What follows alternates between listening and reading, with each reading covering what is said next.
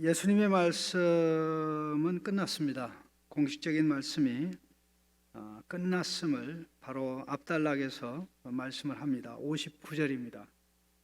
그런데 제자들이 예수님이 수군거리는 것을 들으셨습니다. 제자들이 수군거리는 내용은 어려워, 너무 어려워. 그 영어에 difficult라는 단어가 있습니다. 라틴 말로는 difficile 이렇게 되는데요. 그 단어가 아닙니다. 여기에 사용된 단어는 딱딱하다. 스크루지라는 그 아주 고집센 할아버지 크리스마스 영화 중에 잘 알려져 있는 그런 영화인데, 그 단어가 바로 여기에서 나온 단어라고 보면 됩니다. 스크렐로스가 완고하다, 딱딱하다, 완고하다, 딱딱하다. 예수님의 말씀이 딱딱하고 완고하다는 거죠. 예수님의 말씀이 자기들에게 길들여야 되는데 자기들이 예수님의 말씀에 길들여질 생각은 안 하고 예수님의 말씀을 자기들의 욕망에 맞추려고 하다 보니까 맞아지지 않았던 것입니다. 그렇게 예수님이 말씀을 했는데 예수님의 말씀에 이렇게 반응한 자들이 예수님을 지금까지 따라다녔던 제자라는 사실이 우리를 놀랍게 합니다. 66절에 그때부터 그의 제자 중에서 많은 사람이 떠나고 다시는 그와 함께 다니지 아니하더라. 그러니까 제자의 데피니션, 제자의 정의가 뭐냐면 물리적으로 예수님을 따라다니면 예수님의 제자입니다. 또 물리적으로 예수님을 따라다니지 않으면 제자가 아닙니다. 그러니까 진짜냐 가짜냐를 기준으로 한 게 아니라 예수님이 가는 길에 함께 가느냐 가지 않느냐를 보고 이야기를 한 겁니다. 그런데 일반 사람들이 어쩌다 예수님의 말씀을 가버나움 회당에서 처음 들은 사람이 이렇게 반응한 게 아니고 예수님의 제자들이 그렇게 반응했다는 것에 깜짝 놀라지 않을 수가 없습니다. 그런데 그 숫자가 소수가 아니라 다수라는 데 있습니다.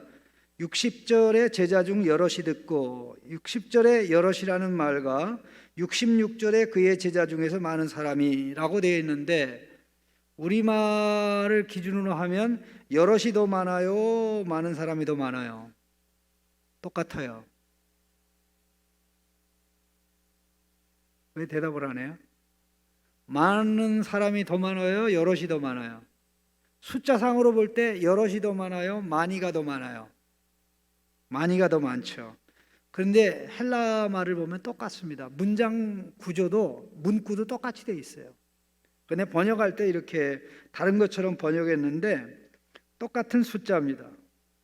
그러니까 예수님의 말씀을 듣고 어려워, 못 받아들이겠어, 더 이상 그의 말 못 들어 라고 했던 사람들은 예수님의 추가적인 말씀이 있은 후에도 결국 생각을 바꾸지 않고 보따리 싸고 이제 두 번 다시 예수 따라다니나 보자 하고 돌아가게 되었습니다.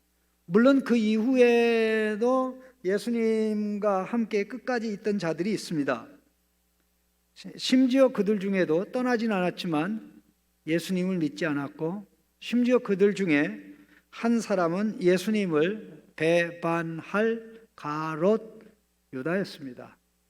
물론 제자들은 그 사실을 모릅니다. 예수님을 배반할 자가 누구인지. 이 말씀은 우리에게 왜 사람들이 끝까지 예수님을 따라가지 못하는지 그 근본 이유가 뭐냐, 끝까지 믿지 않은 사람들은 누구냐, 그럼 끝까지 믿는 사람은 누구냐 라는 이 부분이 너무나 중요한데, 결국 말씀이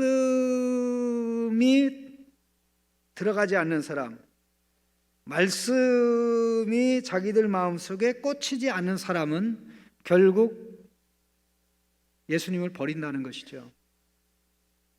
나도 그렇게 과연 예수를 믿는 것인지, 이 부분은 너무나 중요한 문제입니다. 방금 말씀드렸듯이 그들은 예수님의 말씀이 완고하다, 딱딱하다라고 얘기했는데, 완고하고 딱딱한 것은 예수님의 말씀이 아니라 그들 자신이었습니다. 여러분, 딱딱한 음식은 안 먹나요? 딱딱한 음식은 포기합니까? 여러분, 오징어 얼마나 딱딱해요? 오징어 안 먹죠? 근데 오징어 버리지 않고 오래오래 씹는 사람들을 너무나 많이 봤어요. 저는 사실 딱딱한 음식을 거의 못 먹는 지 거의 한 15년 정도 그렇게 됐습니다. 사고가 나가지고 그 앞니가 다 나가서 지금 뭡니까? 이게 도자기 일을 하고 있어서 이 도자기 일을 한 상태로는 이 딱딱한 걸 씹으면 얘가 감당을 못해요. 그래서 딱딱한 것은 가급적으로 피하고 이 또 딱딱한 것은 저 어금니 쪽으로 보내가지고 항상 물어요. 왜요? 그 기능을 해야 되는 거 아닙니까? 부드러운 음식은 죽 같은 거는 입에 들어가자마자 목구멍으로 넘어가죠. 그러나 이 고기 중에도 질긴 고기 그냥 이렇게 누가 뺏을까 봐 그러면 사실 이 우리 배가 그 소화시키냐고 엄청나게 고생을 합니다. 모든 에너지 다른 부분에 보내는 거 다 중단시키고 몸에 있는 에너지를 다 긁어다가 소화하는 일에 힘써요. 그러니까는 그렇게 음식을 먹고 나면 다른 일을 할 수가 없습니다. 다른 일을 할 수가 없습니다. 딱딱하지만 딱딱할수록 귀한 거다. 내가 들으려고 했던 말씀은 아니지만 내가 들으려고 했던 것보다 더 귀한 말씀이네. 이렇게 돼야 되는 겁니다. 여러분들도 뭐 대학도 다녔고 대학을 다니는 사람도 있고 그러는데 공부를 하는 사람하고 못하는 사람하고 장학금을 위해 공부하는 사람, 공부를 위해 공부하는 사람을 구분하는 방법은 장학금 관리를 위해서 성적 잘 주는 과목만 듣는 경우가 굉장히 성적 향상이 안 됩니다. 장학금은 잘 나오죠.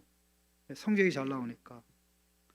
그런데 장학금과는 관리 없이 실력을 위해서 공부하는 사람들은 그 수강 과목 들어가 가지고 이거 되게 어렵겠는데, 자칫 잘못하면 권총 몇 개 차겠는데, F를 권총이라고 얘기합니다. 권총 몇 개 차겠는데, 그렇게 함에도 불구하고 열심히 하는 사람들이 있어요. 그런 과목을 한두 과목 정도 들으면, 한 학기에 한 두 과목까지 들으면 미친 짓인데, 그래도 그 정도까지 들으면 그 학기 지나면 실력이 엄청나게 업그레이드 됩니다. 업그레이드 됩니다. 제가 학교에서 가르칠 때 저는 그런 과목을 주로 가르쳤어요. 유상섭 교수의 과목을 두 과목 이상 듣는 사람은 정신 나가고 미친 사람이다. 장학금은 포기해야 되고, 그러나 공부할 마음이 있으면 한번 해봐라. 절대 손해는 안 본다. 지난 월요일 날 제가 가르쳤던 제자 목사님들이 저희 교회를 방문했었습니다. 많은 세월을 20여 년 이상이 훨씬 지나갔는데 고생했던 이야기를 저한테 쭉 하더라고요. 그런데 그때 그렇게 눈물을 흘리면서 배웠던 것 때문에 아직도 실력을 유지하고 있다고, 헬라어를 지금도 그때 외웠던 헬라어 OACA, 오메네티, 우시까지 저한테 말을 하면서, 여러분 무슨 말인지 모르죠? 제가 좀 미친 듯이 외우게 만들었고, 헬라어 단어를 1000단어를 1년에 외우게 했어요. 헬라어를 가르치는 첫째 날 헬라어 성경 가지고 오라고 그래서 그 다음 주부터 헬라어 성경을 펴놓고 읽도록 제가 요구를 했고, 너네들 믿음이 있으면 모르는 단어 보지 말고 아는 단어를 봐라. 문장 이해하지 못하는 것에 실망하지 말고 여기 내가 아는 단어 나오네? 이렇게 해서 나가면 너네들은 앞길이 열린다. 그렇게 했던 추억이 있습니다. 어려워도 한 걸음 한 걸음. 여러분, 이 자동차의 백미러, 이게 이 후방 보는 게 이제 미러, 거기에 거울에 뭐라고 써 있어요? 네? 보이는 것보다 더 가까이 있습니다. 이렇게 써 있죠. 보이는 것보다 더 가까이 써 있습니다. 그런데 산은요, 그거에 정반대입니다. 막상 가보면 생각보다 멀어요. 그럼에도 불구하고 계속 가면 그만 목적지에 도착해요. 그래서 이 자동차의 미로하고 등산은 정반대다. 그렇게 좀 생각하고 싶은데, 어쨌든 중요한 부분은 내가 깨달음이 되지 않는다. 완고해서 그들이 깨닫지 못했던 겁니다. 특별히 성경 말씀은 이 부분에 있어서 그들이 사용한 동일한 단어가 여러 군데 나오는데, 로마서 2장 5절에 보면 다만 내 고집과, 이 고집이라는 단어가 이게 완고하다는 단어예요. 고집과 회개하지 아니할 마음 나오고요. 사도행전 7장 51절에는 목이 곧고 마음과 귀에 할례 받지 못한 사람들아, 목이 곧고, 목에 영기부스한 거예요. 영적인 기부스한 거예요. 그러니까 하나님 말씀에 아멘을 못해요. 아멘을 못하고 하나님 말씀을 삼키지를 못하는 거예요. 예레미야 선지자는 이렇게 말했습니다. 내가 누구에게 말하며 누구에게 경책하여 듣게 할꼬, 보라 그 귀가 할례를 받지 못하였으므로 듣지 못하는도다. 보라 여호와의 말씀을 그들이 자신들에게 욕으로 여기고 이를 즐겨하지 아니하는도다. 온 세상 나라 민족들은 할례를 받지 못했지만 이스라엘 백성은 마음의 할례를 받지 못하였구나 라고 탄식하고 가슴 아파했습니다. 에스겔 선지자는 하나님 백성의 마음이 돌 같아서 견고하여 말씀을 듣지 않는다고 하였습니다. 굳은 마음으로 하나님의 말씀을 대하니까 말씀이 이해가 되지 않고 받아들이지 못한다고 그렇게 말씀한 겁니다. 예수님은 그들이 그렇게 말할 때 원망하지 마라. 말씀은 시비의 대상이 아닙니다. 말씀은 시비의 대상이 아니라 시인의 대상입니다. 따라합시다. 말씀은 시비의 대상이 아니라 무슨 대상이다? 시인의 대상이다. 시인의 대상이다.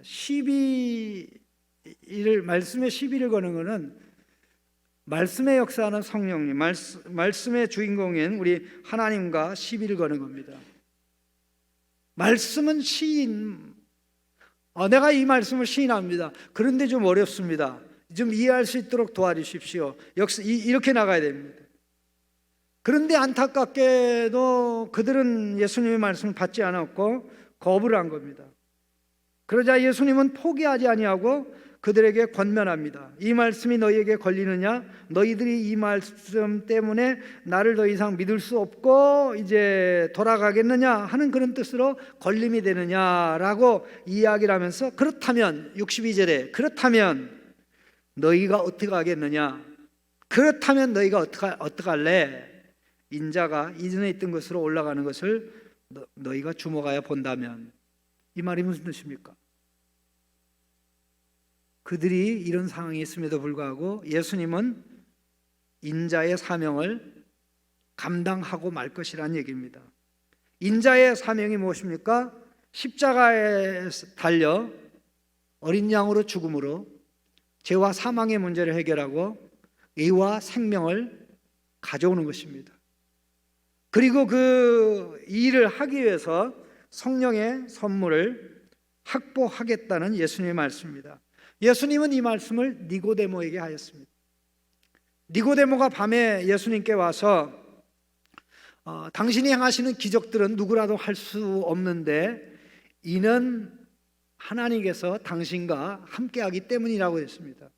예수님은 하나님이 함께하는 그 정도의 분이 아니라 하나님 자신이었고 하나님에게서 왔고 하나님 아들이었습니다. 니고데모는 그 사실을 알지 못했습니다. 왜? 어둠에 속한 사람이라.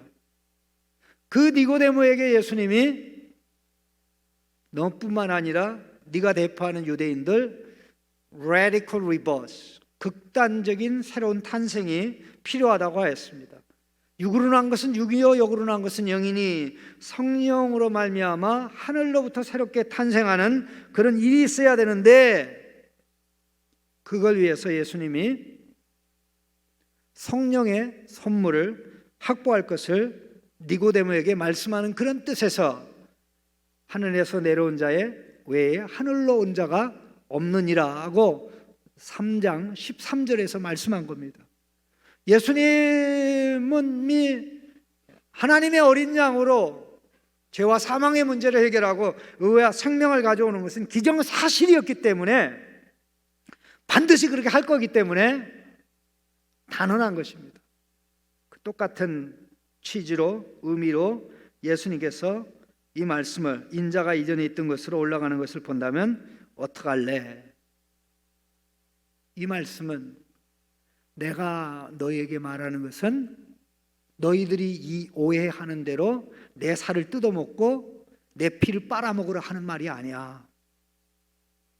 내 살을 뜯어먹고 내 피를 빨아먹으란 말이 아니고, 내가 인자의 사명을 감당하여 죄와 사망의 문제를 해결하기 위해서 십자가에 달리게 되면 하나님께서 그걸 받으시고 죄와 사망을 제거하고 생명을 가져다 줄 성령의 선물을 나한테 주어서 내가 그 선물을 확보하게 될 거야.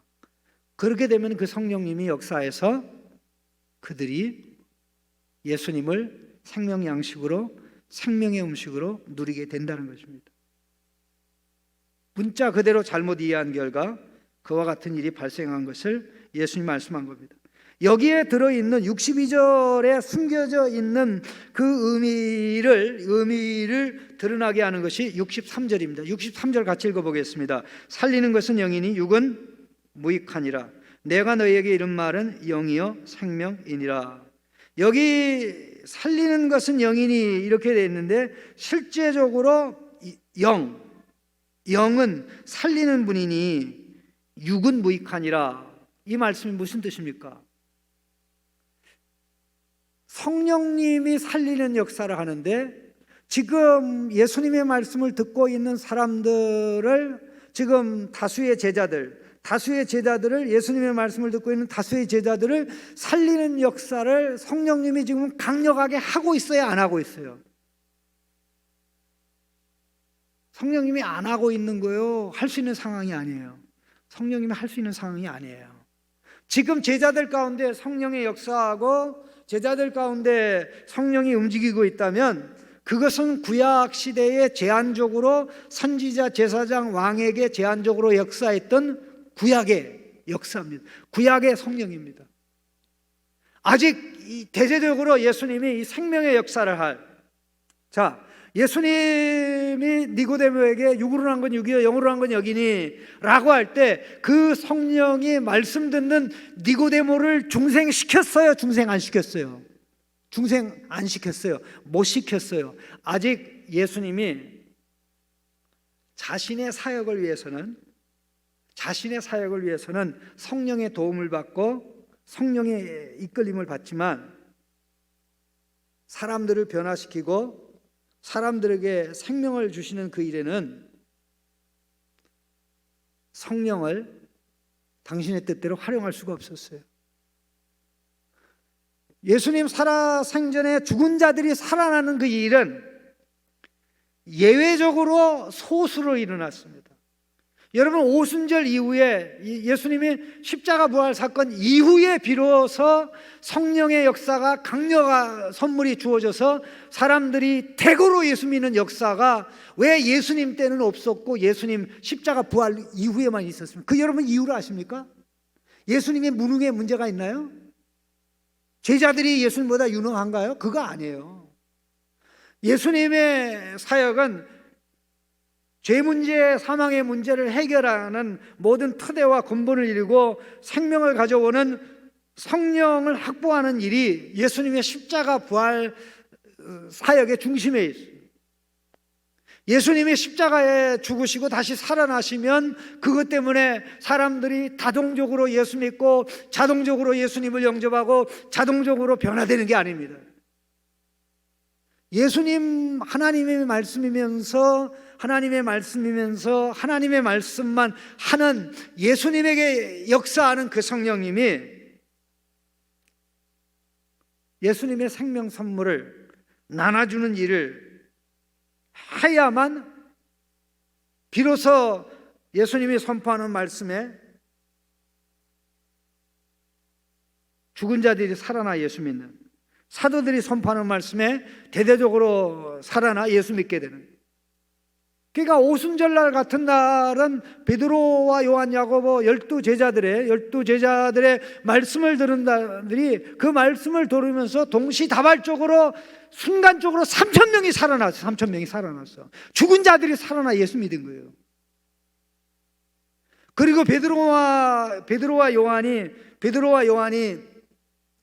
성전 미문에서 구걸하던 자, 예수님의 이름으로 일어난 것이 살린 사건이, 회복시킨 사건이 기계가 되어 그때 십자가에 처형됐다가 살아난 예수님을 증거할 때 그 말씀에 성령님이 역사해가지고, 그때 성령님이 역사해가지고 오순절에 살아나 예수 믿은 3,000명보다 2,000명이 더 많았어요. 한꺼번에 5,000명이 살아났어요. 예수님 그 얘기하는 거예요. 너희들 내 살을 먹고 내 피를 마시는 것으로 물리적으로 이해하는데 그거 아니야. 하나님의 말씀에 강력하게 생명을 살리는 역사, 생명을 가지는 역사, 죽은 자는 살려 예수 믿게 하고 살아난 자는 예수 생명으로 성장하여 자라가게 하는 이것을 십자가의 대속적인 사건을 통하여 이루실 것을 말씀하고, 인자가 이전에 있던 것으로 올라가는 것을 본다면 그때 너희 어떻게 갈 거야? 내가 지금 그거 얘기하는 거야. 여러분이 그 당시에 갈릴리 가버나움 회당에 있었던 사람보다 탁월하고 구별돼서 예수 믿은 게 아니에요. 예수님의 확보한 성령의 선물이 말씀의 역사에서 우리가 예수 믿고 말씀을 받아들이고 이해하고 계속 말씀을 생명으로 누리면서 나아가는 것입니다. 그러면 가장 중요한 부분이 뭡니까? 말씀을 받지 않는다면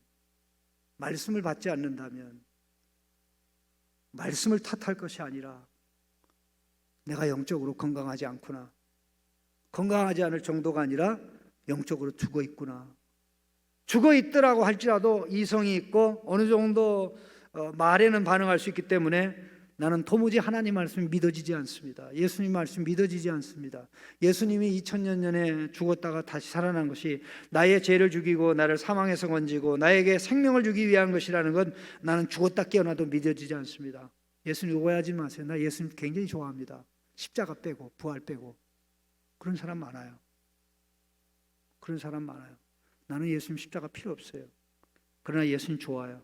예수님처럼 말씀하신 분 없고 예수님처럼 행하신 분 없고, 지행합일, 지식과 행동이 하나 된 분은 예수님밖에 없어요. 그래서 예수님을 나의 대부로 모십니다. 그렇게 생각하는 사람들이 너무나 많습니다. 그런 자들을 예수님이 믿는 자라고 얘기할까요? 예수님의 말씀이 받아들이지 않으면 그 예수 믿는 거 아닙니다. 예수님이 64절에 말씀합니다. 그러나 너희 중에 믿지 않은 자들이 있느니라. 이는 예수 믿지 아니하는 자들이 누구며 자기를 팔 자가 누구니 처음부터 아신다 그랬습니다. 말씀이 안 받아들여지고, 영적인 문제. 여러분, 사람이 죽을 때 되면 이 가족이 음식을 입에다 갖다 대도, 숟갈로 떠가지고 죽 같은 걸 넣어도 이 몸에서 거부를 해요. 그래서 이제 이걸 좀 심한 말로 굶어 죽는다고 그래요. 부자도 굶어 죽고, 죽을 때가 되면 부자도 굶어 죽고 가난한 사람도 굶어 죽어요. 몸에서 음식을 안 받아요. 죽음이 이미 문턱에 왔다는 얘기입니다. 음식을 받지 않는다는 것은 이 죽음이 눈앞에 왔다는 거죠. 하나님의 음식을, 말씀 음식을 받지 않는다. 사람은 떡으로만 사는 것이 아니에요. 하나님의 입에서 나오는 떡으로 사는데, 하나님이 인간은 두 떡으로 살게 만들었습니다. 두 떡. 보이는 떡, 안 보이는 떡. 물리적인 떡, 영적인 떡. 말씀 떡, 음식 떡. 이 두 개로 살게 돼 있는데,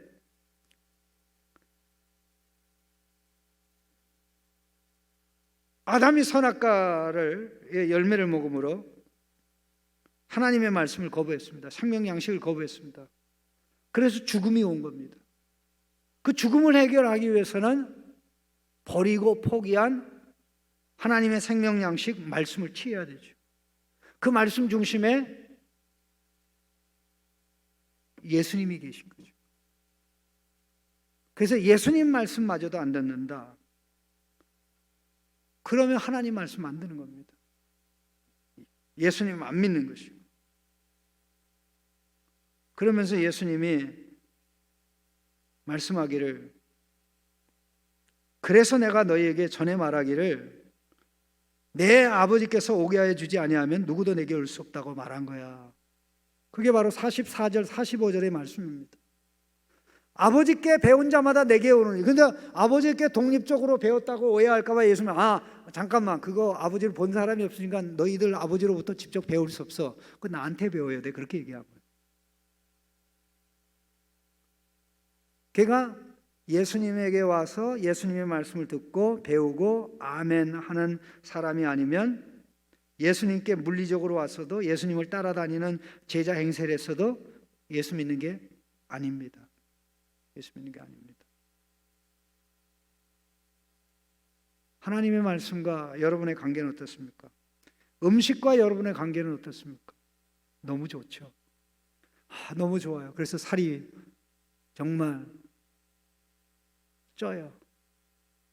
비만이 와요. 그런데 영적 비만은 없어요. 영적 빈사 상태는 너무 많은데 영적 비만은 없어요. 왜? 하나님 말씀을 거부하니까. 결국 믿는 척하고 믿는다고 말해도 저는 말씀을 믿고 그러는데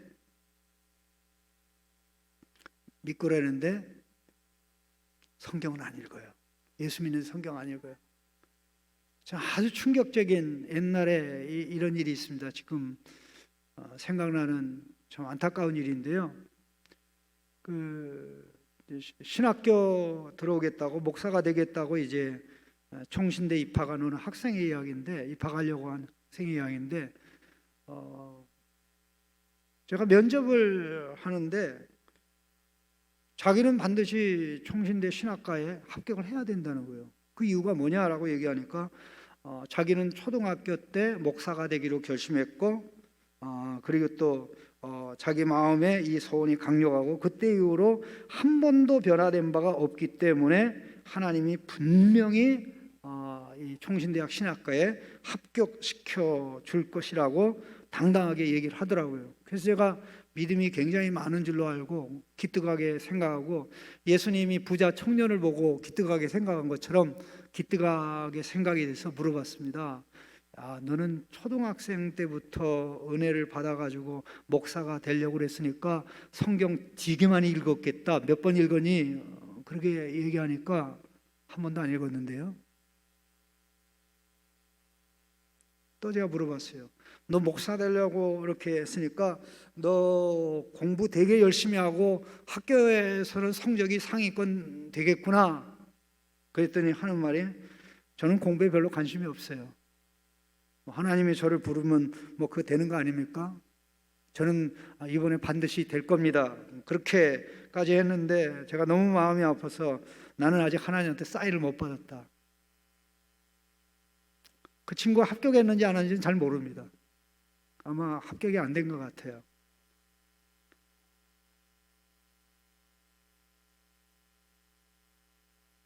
그래서 그런 말이 있어요.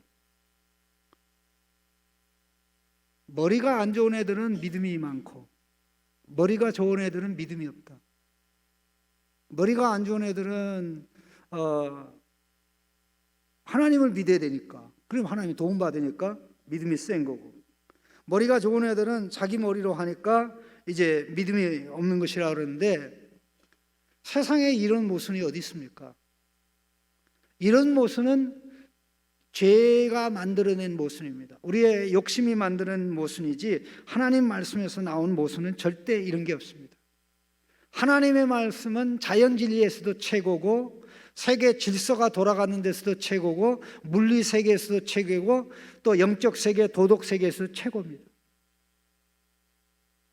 만일 하나님의 말씀이 교회에서만 통하고 사회에서, 사회 질서, 모든 피조물의 질서와는 상관없는 것이라면 우리는 답답해서 못 삽니다. 굉장히 힘들어요. 어려워요. 왜? 이 땅에 사는데 별나라 법칙을 가지고 어떻게 살 수 있겠습니까? 생명이 죽었으니까 음식에 반응하지 않듯이 영적 관계가 죽었으니까 반응하지 않는데, 그 문제를 해결하기 위해서 내가 할 일을 할 거야. 내 말을 듣고 받아들이는 자는 내가 끝까지 책임질 거야. 끝까지 책임지고 끝까지 이끌어갈 거야. 그렇게 말씀함에도 불구하고 예수님을 버리고 가는, 그러면 시간이 가면 갈수록 예수님을 버리고 떠나는 사람들이 점점 많아지고요. 이미 사도 바울 때에, 초대교회 때에 배도의 현상이 부분적으로 나타나기 시작했고, 이 시대는 점점 많이 나타나고 있는 상황입니다. 작년에 교회 큰 대형 교단 통계를 보면 통합 측이 한 9만 명 정도가 1년에 빠져나간대요. 교회에 9만 명 정도가. 근데 우리 교단은 통합 측보다 이제 교세가 더 크거든요. 그런데 9만에서 조금 더 빠진대요. 그러니까 우리 교회도 뭐 코로나 이후에 숫자가 빠진 부분이, 이건 우리 창신교회만 있는 현상이 아니라 전반적으로 일어나는 현상인데, 떠나는, 교회를 떠나는 사람들의 이야기가 권위적이다. 교회가 권위적이다. 목사가 권위적이다. 어떤 권위냐가 중요하죠. 교회를 지탱하고 이끌어가는 것은 하나님의 말씀의 권위입니다. 하나님의 말씀의 권위를 받아들이는 것은 생명을 받아들이는 것과 똑같습니다. 하나님의 말씀을 가르치지 않고 하나님의 말씀을 얘기하지 않고 권위를 내세운다면 그거는 권위주의죠. 그 권위는 사실 파괴를 가져옵니다. 저는 개인적으로 이 권위라는 단어를 굉장히 좋아하는데, 여러분 영어의 이 authority라는 단어가 어디서 나오는지 아세요? authority라는 단어가 이게 오토, 자기 자신이라는 그런 단어에서 나온 거예요. 헬라어예요. 오토. 오르메릭의 오토가 헬라어의 아우토에 해당되는데요. 이게 어떻게 되는 거 아니? 헬라어에는 authority가 무슨 엑수시아예요. 엑수시아. 엑수시아가 뭐냐면은 엑스우시아입니다. from 우시아로부터. from 우시아로부터. 우시아가 뭐냐면 본질. 본질. 본질로부터 나오는 게 권위입니다. 본질. 하나님의 하나님 되심으로부터 나오는 거죠. 하나님의 하나님 되시기 때문에, 하나님의 하나님 되심 때문에 하나님의 말씀이 권위가 있죠. 하나님의 말씀을 시비의 대상으로 삼는 자는 인간 피조물 외에 다른 피조물은 없어요. 인간들이 하나님의 말씀을 시비의 대상으로 삼지, 공중의 새, 땅의 짐승, 바다의 고기들이 시비의 대상으로 삼아서 의기투합해가지고 우리 하나님, 우리를 만드신 조물주의 말을 듣지 말자, 그렇게 하는 일이 없어요. 오히려 그 피조물들은, 새들, 공중의 새, 땅의 짐승들은 인간 때문에 고통과 아픔이 있고 쓰라림이 있고, 심지어 몸이 큰 짐승들은 밤에 잠을 못 자요. 덩치가 크니까 표적이 돼요. 그 덩치가 큰 이 짐승 같은 경우는, 이 기린 같은 거는요, 엎드려서 자질 못해요. 자는 사이에 누가 어떻게 할 수 있잖아요. 그래서 잠자는 시간도 짧아요. 바다의 심해 그 물고기들, 눈을 부릅뜨고 자요. 여러분, 그 세계가 얼마나 비참하고 치열한지, 그게 원래 하나님이 그렇게 만든 게 아니라 인간 세계에 하나님의 말씀을 반란하는 거부하는 일이 일어나서 인간이 피조물을 이끌어가고 만들어가는 질서를 하지 못하기 때문에 그로 인해서 피조물이 고통을 당하고 아픔을 당하는 겁니다. 이 문제를 예수님이 해결하기 위해서 오셨습니다. 그래서 우리 예수님에게는 요한복음에도 그렇고 공관복음도 그렇고 고기들이 예수님 말씀을 되게 잘 들어요. 고기가 여러분 말도 잘 듣죠? 내 말은 잘 안 듣더라고요. 내가 지금 고기 잡으러 가면 얘들아 지금 와라 해도 안 와요. 예수님 말씀대로 움직여요. 둘째 아담, 마지막 아담, 공중에서 땅의 짐승, 바다의 고기를 지배하고 다스리는 능력이 아담에게 있었는데 아담에게서 떠나가고 예수님이 그걸 가지고 그 모든 것을 이루어서 우리의 구원이 완성되는 그날 우리로 하여금 새하늘과 새 땅에서 그것을 엑서사이즈 실행하도록 할 겁니다. 말씀의 질서가, 말씀의 권위가 회복되어 나갈 때 말씀을 받아 누리는 만큼 생명의 능력이 있고 생명의 지혜가 있고 생명의 에너지가 있고 생명의 활력이 있어서 나가게 되는데, 예수님의 말씀이 힘이 있고 능력이 있고 생명의 역사를 이루었던 것은 말씀을 어긴 죄값을 갖고 말씀을 완전히 이루는 그 역사를 이루시고 그것을 우리에게 안겨주고자 성령을 선물로 우리에게 주시기 때문에 어디든지 어디 가든지 하나님의 말씀을 선포하는 것에는 지금 예수님의 사역 기간 동안에는 일어나지 않았던 일이 예수님의 십자가 부활 사건으로 말미암아 오순절로부터 시작해서 지금도 사람 살리는 역사는 일어나고 있습니다. 그러니 말씀을 거부하는 것은 생명을 거부하는 것입니다. 말씀을 거부하는 것은 인간의 본질에 충실하지 않고 인간의 자리를 떠나겠다는, 이미 인간의 자리를 떠나 있는 사실을 모르고 행하는 어리석고 미련한 행위인 겁니다.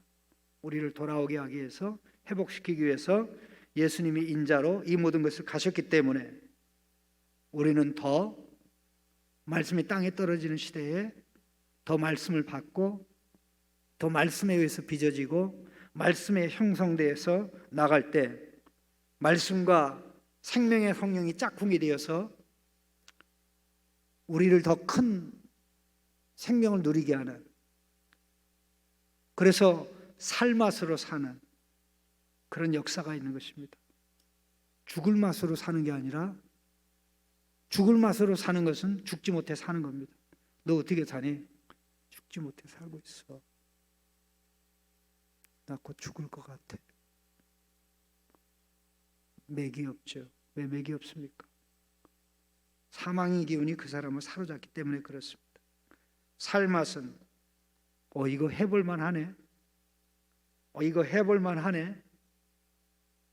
이 길 갈만 하네.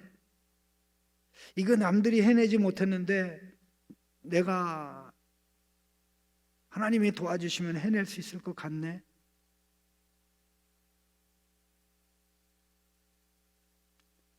하나님의 말씀이 우리를 살립니다.